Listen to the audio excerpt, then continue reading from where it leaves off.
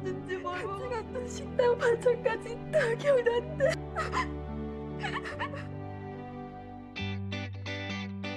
Assalamualaikum lur, balik menembak aku Mas Bendul. Yo apa kabar lur, tetap kudu sehat-sehat terus yo.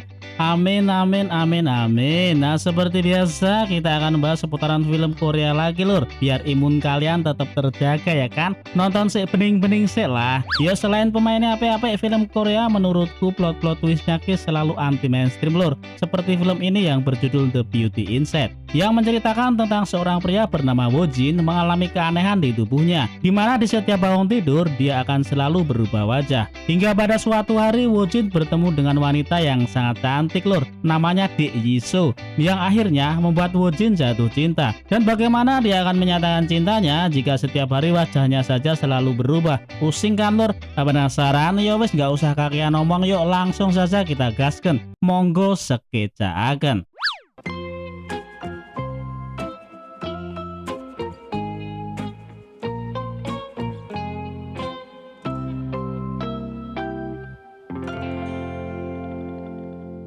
Woo-jin yang baru saja bangun tidur tiba-tiba berubah menjadi Pak D yang saat ini baru saja merayakan ulang tahun yang ke-18. Dalam keadaan yang sangat bingung, Woo-jin kemudian menemui ibunya. Dengan langkah terbata-bata, sambil menangis Woo-jin pun memanggil ibunya dengan penuh keputusasaan. Karena hati nurani seorang ibu, meskipun tidak mengenali wajah Woo-jin, ibunya tetap berusaha menenangkan anaknya dan memeluknya dengan erat. Hingga pada suatu hari temannya yang bernama Sang Baek berkunjung ke rumah Woo-jin, yang mana disambut oleh emak-emak yang dikiranya adalah ibunya Woo-jin. Setelah ngobrol cukup lama, ibunya Woo-jin tiba-tiba datang hingga membuat Sang Baek nampak kebingungan. Akhirnya Woo-jin pun menjelaskan tentang apa yang terjadi dengan tubuhnya.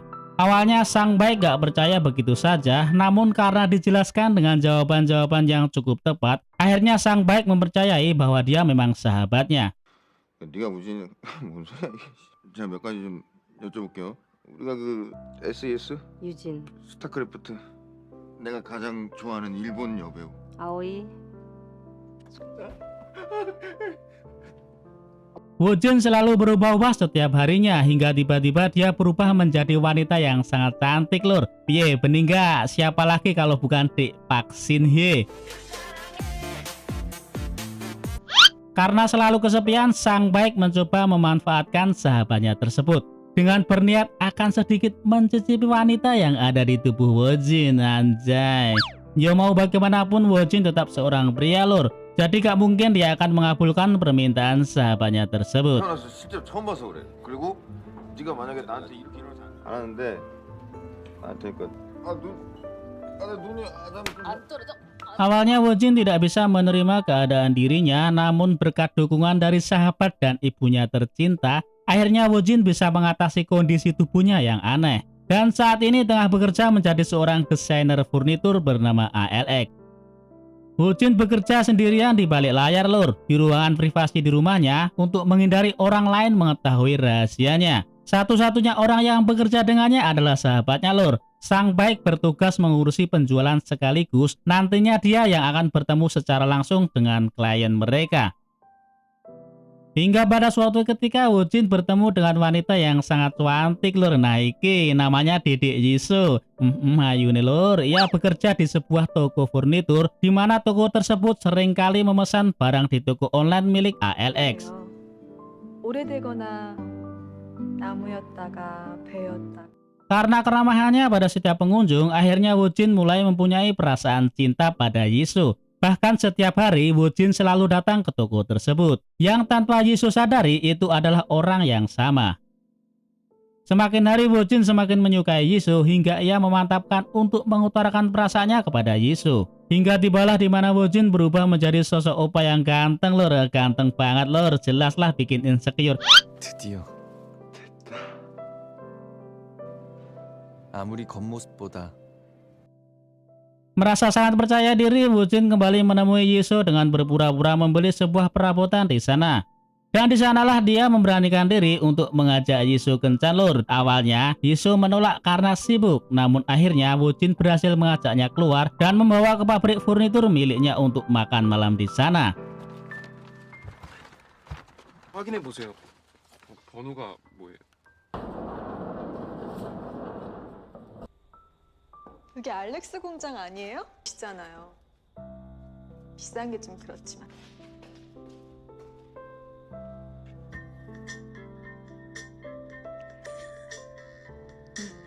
지나가려나? Setelah pertemuan pertama, Jisoo sangat senang karena obrolan mereka sangat nyambung lur, yang mana membicarakan tentang furnitur-furnitur yang didesain oleh Wojin. Dan disitulah muncul ketertarikan Jisoo untuk mengenal Wojin lebih jauh. Akhirnya Wojin memutuskan untuk bertemu lagi dengan Jisoo. Dia pun rela tidak tidur agar wajahnya tidak berubah saat bertemu Jisoo di kencan keduanya. Di hari kedua pertemuan mereka berjalan dengan lancar. Lanjut di hari ketiga, Wojin mengajak Jisoo ke toko pernak-pernik milik ibunya. Lalu saat malam tiba ketika mengantarnya pulang, Wojin pun mencium Jisoo dan mengajaknya lagi besok pagi untuk sarapan sama-sama. 아침 먹어요 내일.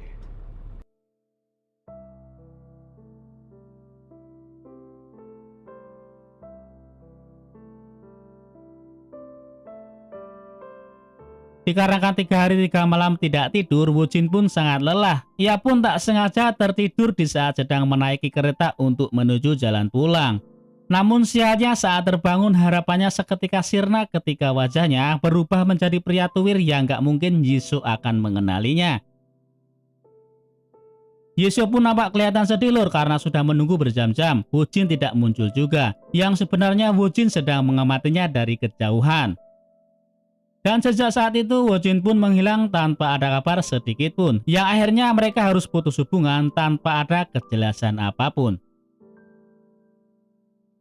Hingga pada suatu hari Wojin berubah menjadi wanita lalu nekat pergi ke toko Jisoo dengan menyamar menjadi pegawai magang. Setelah itu dia mengajaknya untuk ke rumah, yang akhirnya Wojin mengaku apa yang sedang terjadi sebenarnya. Wojin pun berusaha menceritakan sedetail mungkin, bahkan semua video-video rekamannya yang selalu berubah pun ditunjukkan. Namun Jisoo tidak bisa mempercayainya begitu saja, akhirnya ia memutuskan untuk pergi dari tempat itu. 일단은 모르겠다. 자고 일어나면 모습이 변해요. 아이, 무슨 말도 안 되는. 앞으로 다시 한채경 씨 안 만났으면 좋겠어요.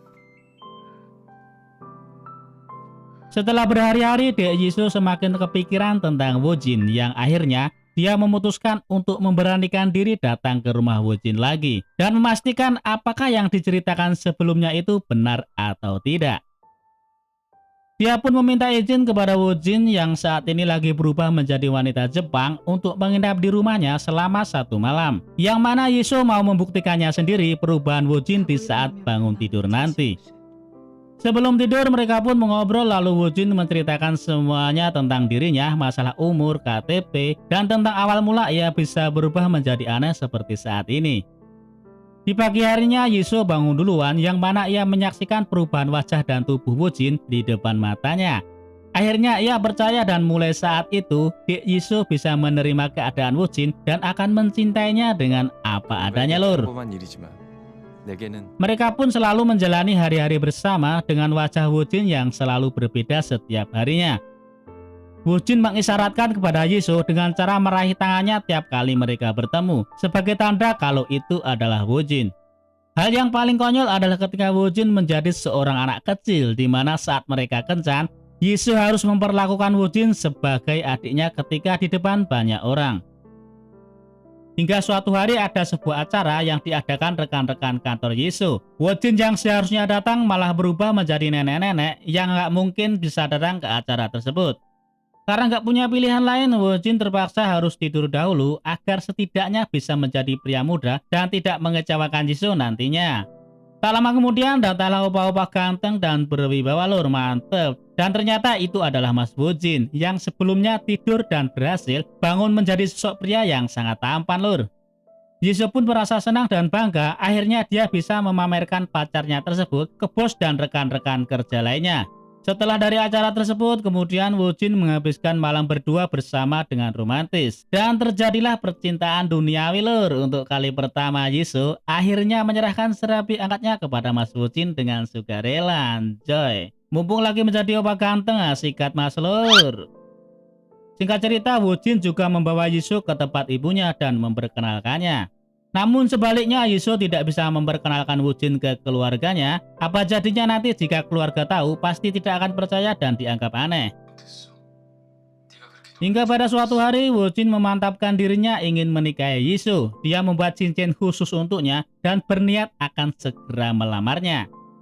Namun jawaban Jisoo tidak sesuai yang diharapkan Lur. Dia meminta waktu untuk mempertimbangkannya terlebih dahulu. Karena menurutnya akan sulit sekali memperkenalkan Woo-jin dalam kondisi seperti saat ini. 가족들한테도 어떻게 소개해야 될지. 너는 왜 계속 네 생각만 해? 너도 네 모습 적응하는데 시간 걸리잖아. 아직 나도 그런데 내 주변 사람들은 어떡해? Mereka pun akhirnya berselisih paham. Yang tak lama kemudian, tiba-tiba Jisoo pingsan karena kondisi tubuhnya yang kurang istirahat. 이 환자약 언제부터 Woo-jin pun 복용했는지 mengantarnya ke rumah sakit dan disitulah baru ia sadari ternyata Jisoo sedang mengkonsumsi semacam obat penenang. Dan seringkali datang ke psikiater. Hal ini dikarenakan dia terlalu stres, menjalani hubungan dengan pria yang selalu berbeda-beda setiap harinya, meskipun di dalamnya adalah Woo-jin. 엄마, Woo-jin akhirnya menyalahkan dirinya sendiri yang egois dan tidak memikirkan kondisi Jisoo. Hingga ia mengeluh pada sang ibu yang ternyata ayah Woo-jin juga mengalami hal serupa. Oleh karena itu sang ayah memilih pergi dan mengamatinya dari jauh. Beberapa hari selanjutnya Woo-jin kembali bertemu dengan Jisoo dan memberikan sebuah kursi yang didesain khusus untuknya. 먼저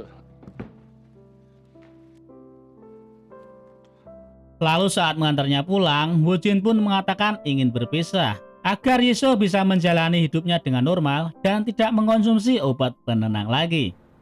우리 헤어지자. 갑자기 왜 그래? 그게 좋을 것 같아. 그만 먹고. 우진아, Sejak saat itu, Jisoo menjalani aktivitas seperti sedia kala dengan hidup lebih sehat, istirahat cukup, dan berhenti mengkonsumsi obat-obatan. Namun di sisi lain, di balik wajahnya yang selalu ceria Lur, Jisoo sangat merindukan Woo-jin. Hingga pada suatu hari, ada sebuah paket kiriman dari Ceko. Yang mana Jisoo tahu kalau barang tersebut dikirim oleh Woo-jin dari negara yang sangat jauh dari Korea. 그지? 너무 네 사이즈다.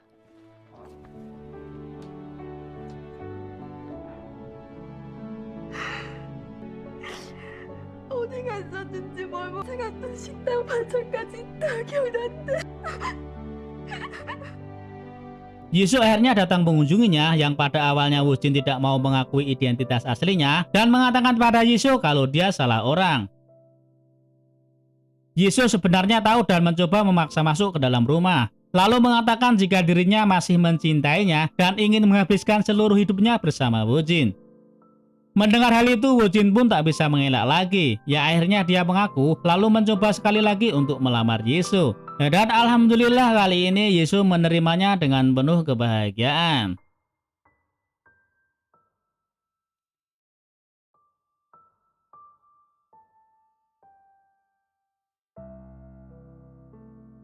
Di akhir cerita, film ini ditutup dengan Woo-jin yang selalu berubah-ubah lalu mencium Jisoo dengan penuh penghayatan. Dan film pun tamat dengan ending yang masih membagongkan Lur. Nggak tahu habis ini bakalan nikah atau bagaimana, saya kurang tahu. Dan apakah keluarga Jisoo bisa menerima keadaan Woo-jin dalam kondisi seperti itu? Entahlah, saya juga kurang tahu Lur. Yang jelas mereka hidup bahagia.